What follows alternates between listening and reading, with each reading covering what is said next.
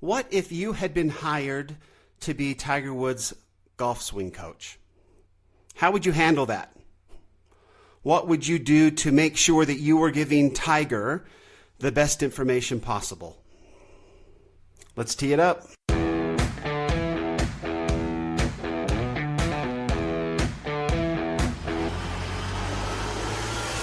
Welcome to Data Access Golf, your home for rapid golf improvement. And now, from the thin air of the Rocky Mountains, next on the number one tee, your host, Aaron Stewart. Hello, everyone. Welcome to another episode of Data Access Golf Podcast. My name is Aaron Stewart. Happy to have you with us here today. I guess excited isn't the best word for this show. I'm definitely feeling quite passionate about the topic of today's show. It's not one that I had expected on making. I've got some other ideas that have been bouncing around inside my hollow head that I wanted to talk about. But I went to a nice dinner last night with my wife. Loved to be with her, and we had a nice chat. And then I have a little church group I work with. And so I was off a youth group. So I was off to help them a little bit. So I happened to I don't normally have PGA Tour Golf radio on at night. I'm typically home and not listening to the radio, but because I had this other thing to do, I just happened to have the radio on.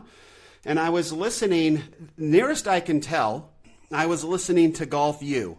I believe that's the time. I just looked up online and tried to figure out what shows were on at that time. But it was last night. I think it was Golf U. And they had Hank Haney on as a guest. And the question that was asked of Hank Haney was what he thought of technology and what he thought of these college players' use of technology and kind of what he thought of technology in general. And I listened to his reply as I tried to keep all parts of my head intact because it was blowing up. I could not believe what I was hearing. And so that's kind of the topic of today's show. I literally almost drove off the road. I was incredulous when I heard what he was saying. So the first thing that jumped out at me is he mentioned that when he was coaching Tiger Woods, and he said he was with Tiger Woods for a period of 6 years. And that while he was coaching Tiger Woods, he actually videotaped Tiger Woods' swing 4 times in 6 years. That's where my head started to explode because when Hank was coaching Tiger Woods, when we were getting into sort of high-speed video and HD video was pretty much the cutting edge at that time. It was the best of technology at that time. And that was what we had. And that's what we used. Now, video isn't the end-all, be-all of technology in the golf swing in today's game. But back then, it was pretty much as good as you could get. To hear that a coach who had been hired by the number one player in the world to coach him was not leveraging technology just shocked me. I guess more than anything, I was completely shocked. And then Hank went on to share an interesting story that Tiger Woods at the Masters had gone out, I believe in the opening round, and had hit 17 out of 18 greens. Played pretty well. But then the next day, when Tiger was warming up, Stevie, his caddy at the time, and Hank kind of realized that Tiger was trying something out a little differently on the range. Was messing with his swing a little bit. I guess Hank explained it that they kind of looked at each other like, okay, what's he doing? Right? He just hit 17 out of 18 greens yesterday. What's he messing with? They're all sort of worried that he's going to mess things up. And so Hank kind of went, hey, Tiger, what's the deal? What are you doing? What are you working on? And Tiger proceeds to tell him that he had watched the replay and saw something in his swing that he wasn't comfortable with, and he was trying to work on it. Okay. And then Hank went on to sort of say, what's he doing? Why would you change anything when you just hit 17 out of 18 greens the day before? And I get it. I get the argument, right? I understand from the old school way that we used to learn and preach golf, we literally believed that you could groove a swing. That swing would, once you got it into a good place, it would just stay there. We now know through technology that that's complete and total garbage. It doesn't just stay there. Our bodies are changing daily. And so Tiger brilliantly sat there watching his golf swing and thought, you know what? I don't like that. Now, Tiger's probably looking at it going, if that continues on, now that he's seen it, right? Let's look at, now that he's seen it, he knows that's going on in his swing. He doesn't like it. And he probably knows that that move or whatever he saw is not going to bode well, right? When his game is put under stress, that's not going to work out well for him. It also means that Tiger was swinging improperly, right? He found something that was out of place, and somehow or another, with his brilliant eye-hand coordination and with the amount that he's been able to practice and how well he knows his game, he was able to compensate with that bad whatever it was and hit 17 out of 18 greens. It was brilliant play, but Tiger wisely understood that that wasn't going to hold up forever, that his timing wasn't going to be the same today as it had been yesterday, and that move, whatever it was not going to end well for him. And so he tried to fix it. To hear Hank Haney talk about like Tiger was somehow or another crazy to consider trying to fix something that he saw and obviously thought was wrong was ridiculous. Where I would argue it's brilliant. It's exactly what Tiger Woods needed to do. One, he'd seen it and he didn't like it. And so he wanted to fix it because he understood the cost of having that go wrong in his swing. He knows his swing. He knows that's not part of his swing. And somehow or another, with that being part of his swing, he was able to perform the day before. But he also knows today is not yesterday. And it may not work for me today, so I don't want it. And he tried to fix it on the range. Brilliant. Bravo, Tiger. I think that is brilliant. I was just completely floored at that response. To not use technology, the best technology available at that time for the person you're coaching, I don't want to say student, but the person that you're working with is unfathomable. It's a flat out golfing sin. You cannot coach somebody properly without utilizing everything that's available to you. All these technologies are brilliant. And I could not believe that.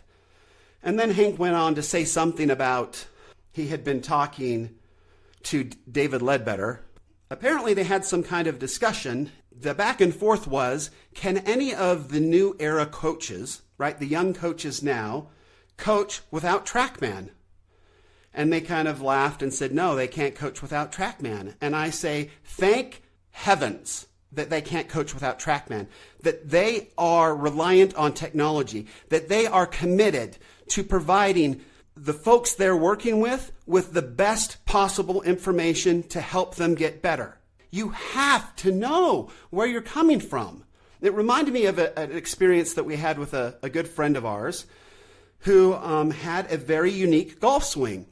And so we played for years and years and years together. And then he went off to the Extraordinary Golf School, and they filmed his swing for him. And he came back, and he was like really upset with us. He was so upset because the first time he saw his golf swing on video, and again, we didn't have a lot of video. We had to, drag out big cameras and stuff. I don't know if you remember that. The big, huge Sony yellow thing that used to wheel out in a big cart and set up the camera and do all that. Those weren't readily available. They're like TrackMan is now, right? You had to know a pro, and the club had to be pretty high end in order to have a piece of equipment like that. So we didn't really videotape our golf swings. We just kind of tried to make it work. So he had seen his golf swing now for the first time on video, and it freaked him out because it wasn't anything he thought it was. And it was, to his eye and to many of ours, not the prettiest of swings. Okay? And so he was like, guys, why didn't you tell me that that's what my swing looked like? And we're like, dude, we thought you knew. We thought you knew you were swinging like that. But that's the point. He didn't know. And we didn't know he didn't know. And there's a lot of us out there who probably don't know what our golf swings look like. And that's a problem, and that's a mistake. Because in order for us to get better, we need to know where we're starting from. So whether that's video or whether that's the use of all these really cool technologies that we have out there, right? Blast, Swing Bite, Voice Caddy's got some cool stuff. I mean, there's so many cool technologies available to us now that are reasonably priced, that provide instant and accurate information, that we should be utilizing all of those things to make ourselves better. So to go back to David Ledbetter and Hank Haney, wow, I just could not believe that these two premier, right? Can we say premier golf coaches who have produced gobs and gobs of content and millions of opinions, to hear them bag on technology really set me back, where I was like, okay, then all of this golf knowledge that they are sharing with us, how accurate is it? How helpful is it? I mean, Hank was bagging on the ball flight laws and bagging on, that he could kind of tell where the ball was going based on where the ball's going. And you know what?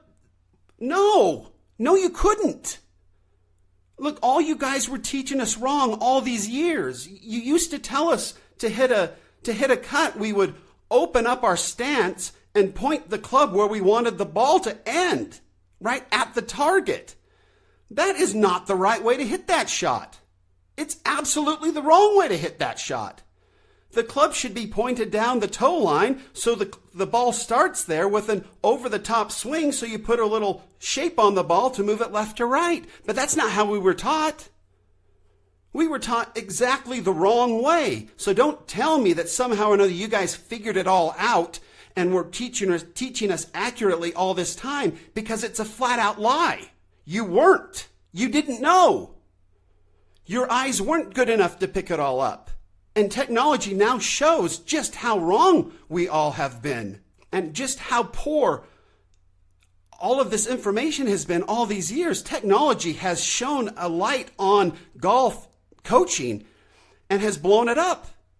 So thank heavens for all these young golf coaches for embracing technology and utilizing everything at their fingertips to help their students, to help those they're coaching.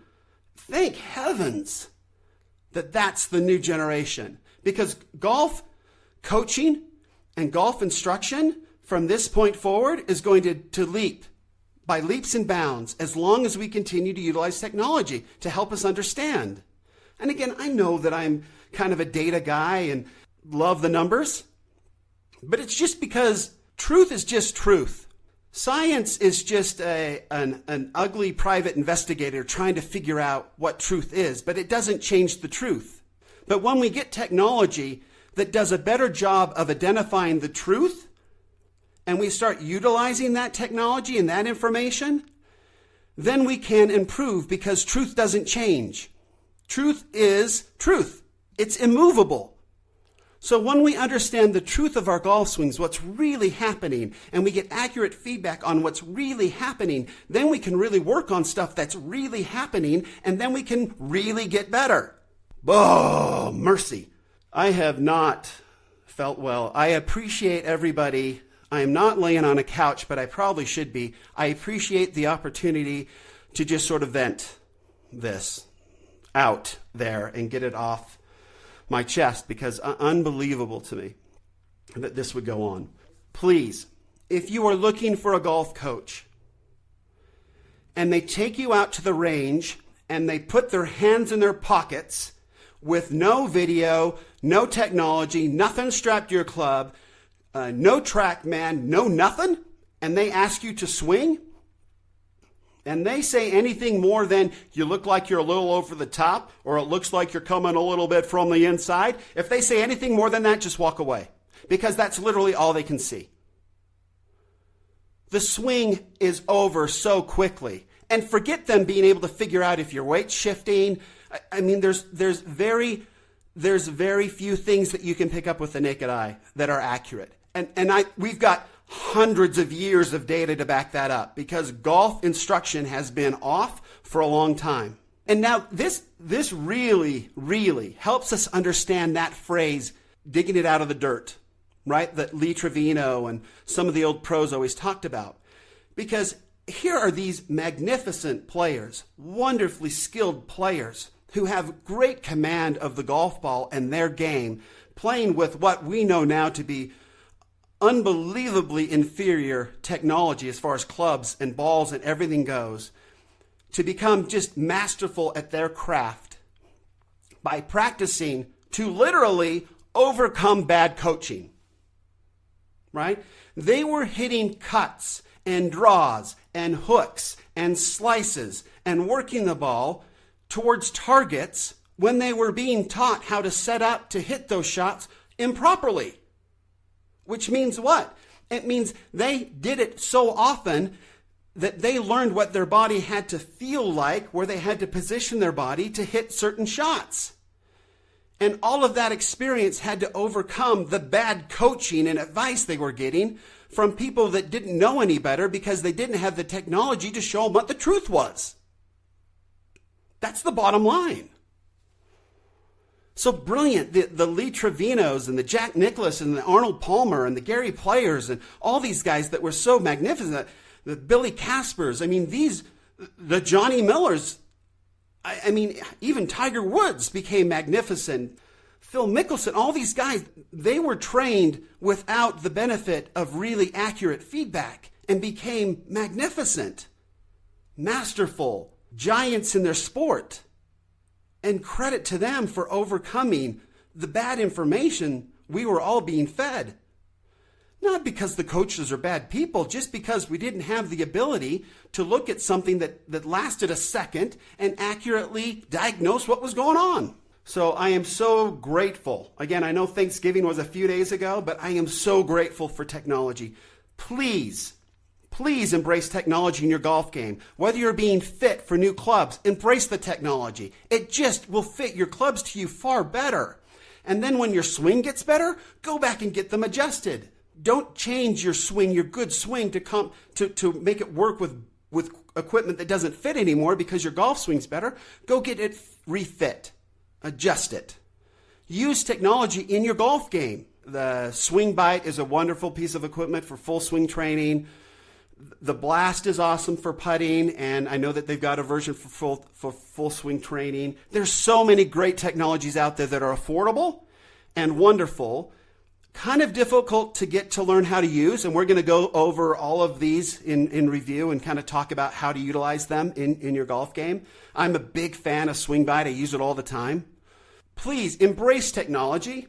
Don't be fearful of it. If your golf coach doesn't use it, find a better golf coach. Video, pieces of technology, whatever it is, there's much better ways to gather information and then provide you with advice based on what's actually going on in your golf swing, right? Not what they think's going on. Not based on ball flight, not based on whether they think your swing path is over the top or underneath the plane or whatever. Real data to help you get better. That's the point. That's the purpose. Embrace it. Just embrace it. And anybody who knocks on technology doesn't get it. And I'll bet if we brought in the CEO and the board of Blockbuster and asked them if they had that meeting all over again with Netflix, if maybe it wouldn't go a little bit differently this time. Right? Instead of saying, hey, Netflix, yeah, streaming, good luck to you. There's the door. We're the big blue and gold box stores all over the country. I believe they now have one, right? Where Netflix is, the behemoth. In fact, in California last week, we got off the airplane and there was a yellow cab, right? A whole line of yellow cabs. And I'm like, great. There's a minivan. So we took the minivan to the hotel. And I asked him, I said, hey, how are things going? With Uber and the whole thing. And he's like, things are terrible. You are my first ride in 4 hours. He sat there for 4 hours. So yellow cab is a Blockbuster, and Uber is Netflix, and watch that disaster go on. Yellow cab's in big trouble. We used Uber the rest of the trip. It's just so freaking convenient, right? With the app. Oh, they're 2 minutes away. There's his picture. That's what his car looks like. Oh, and by the way, I've already paid for it. Quick button for a tip. Done. Right? 5 stars. Thank you. Sit down, have your meal. So easy. Yellow cab, not so much. How do you get a yellow cab to come to you? Go talk to the concierge, figure it out, call somebody, sit around, wait for 10 minutes till somebody shows up. None of them are waiting around the hotel anymore. That's what we're talking about. It's the same process is going on in the golf swing. If you're not embracing technology, if coaches are not embracing technology, they are yellow cabs. They are Blockbuster. And let them be. You don't have to rent from them anymore. You don't have to hire them anymore. Go get somebody who is the Uber and the Netflix of golf coaching. Go get somebody who understands the technology, understands how to communicate it to you, understands how to educate you so you can understand it for yourself when you go back home and start practicing on your own time. Let them show you exactly what's going on in your golf swing, the truth of your golf swing, and then you can work on the truth that's really going wrong in your golf swing, right? The things that are actually happening and truly get better. And the technology will show you, will prove to you that you are getting better. You can really track your improvement now. It's not based on your score. Your scores will come down as your swing gets better. And now we have technology that can tell you that your swing is better. And when you know your swing is better and you step on the first tee, it's night and day, whether you think you can split the fairway or not. Confidence is a big part of this game, and to know your swing is in a good place brings such confidence that you will play better. That I can promise you. So there's my rant. I don't know if we're going to call this, but I literally head exploded. I've pieced it back together. Humpty Dumpty is fine. I will live on to talk golf another day, but I appreciate you listening. I hope that this is not meant to offend or upset other coaches. It's just meant as a warning.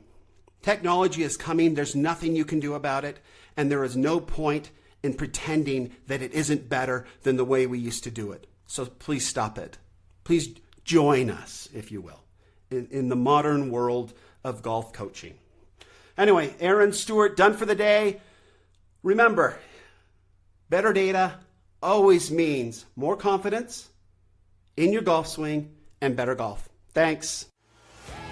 Thanks for listening to Data Access Golf with Aaron Stewart. Check us out online at dataaccessgolf.com, and we'll see you on the next episode.